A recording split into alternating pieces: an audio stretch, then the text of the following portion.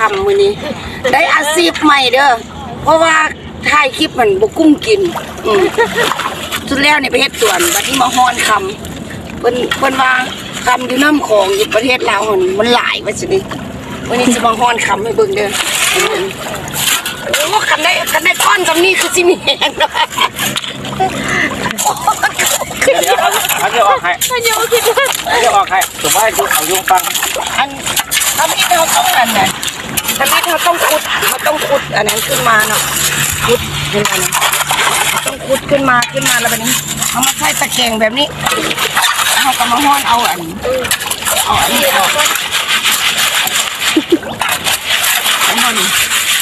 ห้อนเอาพวก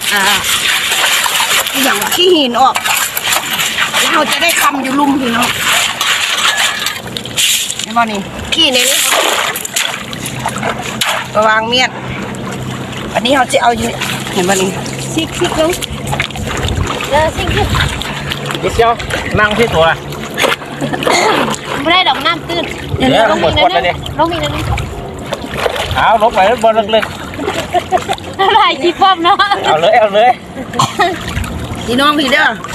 สิฮ้อนคำให้เบิ่งเห็นบ่นี่นี่ฮ้อนคำดินเขียนจมเป็นบนน้องพอดีอ่ะจมมันโบกเอามันคือเป็นเดี๋ยวนี้มันคือเป็นไงเด้ออันนี้มันการเฮียนโง่เนาะต้องฮ้อนแบบนี้เคยยังไม่รู้ต้องฮ้อนแบบนี้พี่น้องนั่นแหละเอาน้ำเข้าเนี่ยเราต้องนอนเอาขี้หินออกพี่น้องแล้วคำเราจะนอนอยู่ลุ่มเลยเห็นไหมคำเราจะนอนอยู่ลุ่มเราต้องใจอดทนในน้อยนึงเด้อกันใจบนทนแล้วแม่นบ่ได้คำเด้อพี่น้องเอาอันนั้นที่แก่บัวแล้วหาเงินนี่โมเมนต์เรื่องง่ายเด้อพี่น้องเด้อโมเมนต์ว่ามาฮ้อนละได้หรือใดมันโมเมนต์ใดตอนนี้เดือนที่2เด้อพี่น้องเมื่อกี้ได้คำบักกะหลายบ่ได้ถ่ายให้เบิ่งซ้ำโต๊ะลงน้ำซะเลยบัดนี้จะเอาหลายคนเก่าวันนี้เมื่อกี้ได้บักกะหลายพี่น้องเอ๋ยมาคำสักหน่อยเด้อเอาข้าวของมือไป